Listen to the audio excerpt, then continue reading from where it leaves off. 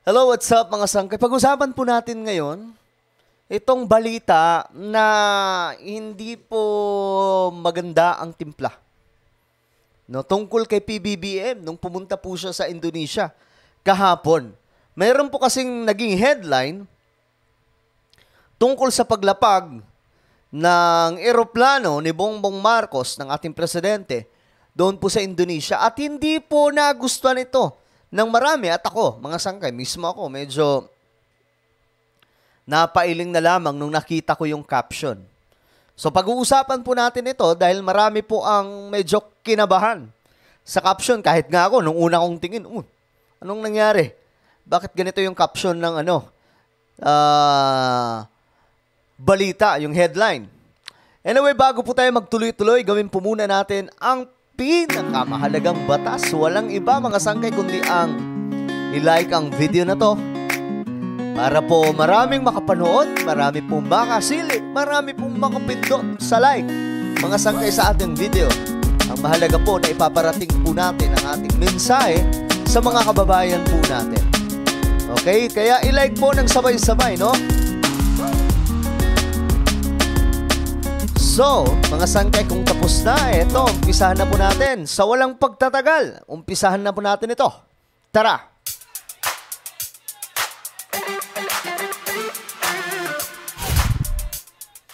So, mga sangkay, pag-usapan po natin ito. Itong tungkol po sa buwaka. Ay, nako, ewan ko ba sa mga media ng Pilipinas? Bakit ganon?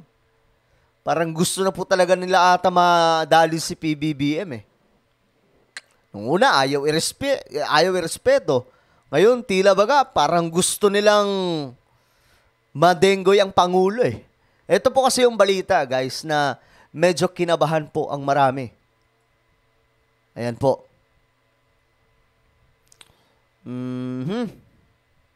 Ito ang balita mula po sa Philippine Star.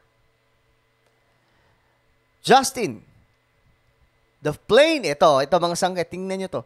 The plane carrying President Ferdinand Bongbong Marcos Jr.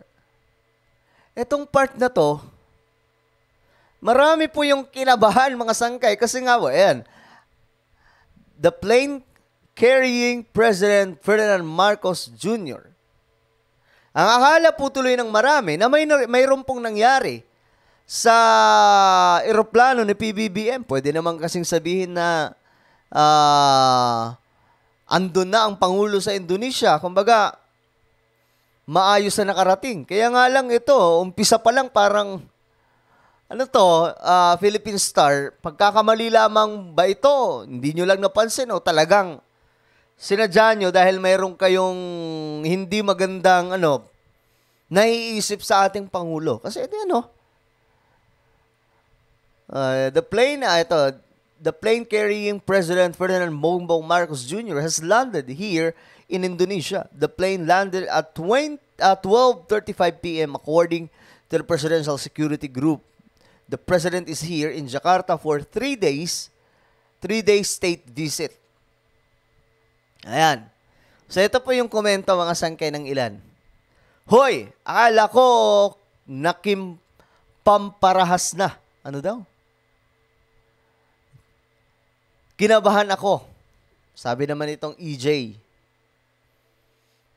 Kahit naman ako guys, pabasahan nyo yan. Umpisa pa lang medyo,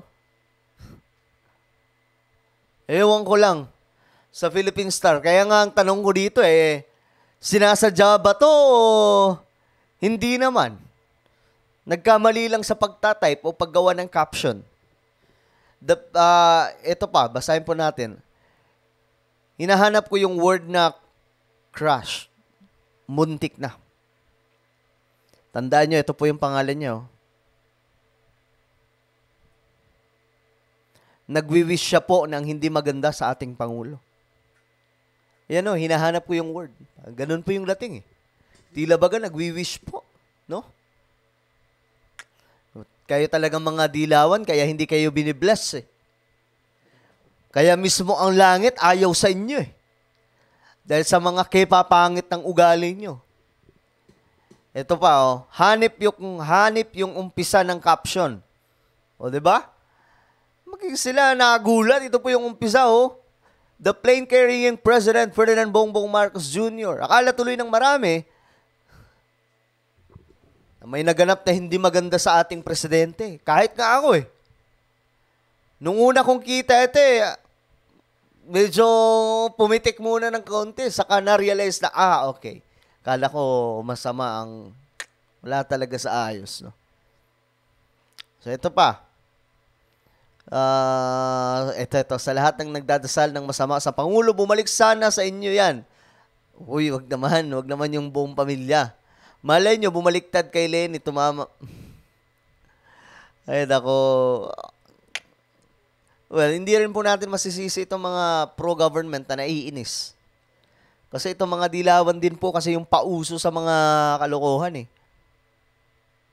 Ito, just landed pala. Kala ko nag-crash. Mag-iingat ka, PBBM, may babayaran ka pang tax dito sa Pilipinas. Ayan, Honey Kapitan. Kapitan pala to eh. May babayaran pa raw tax. Alam nyo, Miss Honey, pumunta kayo sa Supreme Court, doon kayo maghabla. Puro kayong ngak-ngak, wala naman kayong ebidensya. Puro kayong ngak-ngak, di nyo naman maipanalo yung mga bintang nyo sa mga Marcos, di ba? Ito, ingat kayo mga Indonesian, isara mabuti ang mga pinto at bintana. Bye Sir PBBM, ingat po, wag ka na bumalik, salamat. Kayo yung wag bumalik, kayo yung wag magstay sa Pilipinas. Presidente yun ng Pilipinas, ikaw ano ka? Common na ano ka lang? Na Pilipino o citizen sa Pilipinas. Tapos ang Pangulo pa ng Pilipinas ang sasabihan mo na wag kang nang bumalik. Huwag ka nang bumalik. Ha? Eh di sana ikaw yung maglayas sa Pilipinas kasi yung Pangulo yun. Ikaw, sino ka ba? Nakakaloka yung, eto nga, di ba? Justin. Ayan na. Ingat sa magnanakaw Indonesia. Mr. Romel Lopez. Kung totoong nagnakaw yan, patunayan mo. Di ba? Huwag puro ngak-ngak, boss. Pag puro bunganga lang ang ginamit mo, walang mangyayari dyan. Mababad trip lang sa'yo ang maraming Pilipino. Kaya natalo kayo eh. Dahil instead na plataforma ang ilatag nyo, ang puro ginagawa nyo, mga paninira. Diba? Sabi po dito, ito, wala talaga sa ayos. Oh. Nagwi-wish talaga to ng mga dilawan. Ito, guys, itong Alexander Tan. Ganong kabasura yung ugali nila. As in, basurang-basura itong mga dilawan.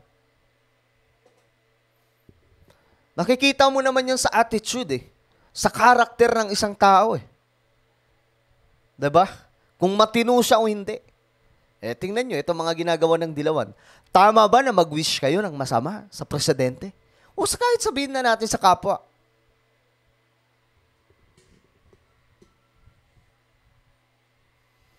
Tama ba itong sinasabi nyo na akala ko naman may nangyari, sayang? Alexander Clark Tan, tama ba itong ginawa mo? Ito ba ngayon ang culture ng Pilipinas? Yung ugali ng mga Pilipino?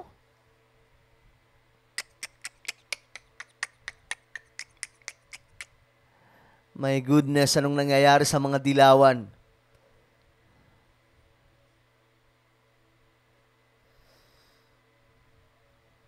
Well, mga sanggay, kakaunti na lang naman po ito sila.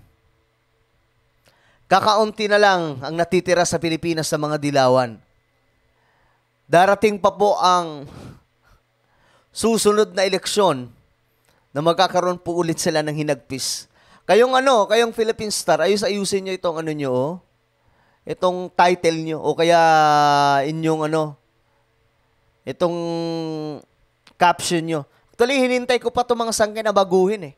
Kaya nga lang, wala. Hindi po talaga binago eh. Kahit ang dami na pong nagko-comment, nagtataka bakit ganun yung caption naman ng Philippine Star. So, umayos-ayos naman, sir. No? So, ayan mga sangkay, maraming salamat po sa inyong panonood. Hanggang sa muli. This is me, Sangkay Janjan. Lagi niyo pong tatandaan, that Jesus loves you. God bless everyone.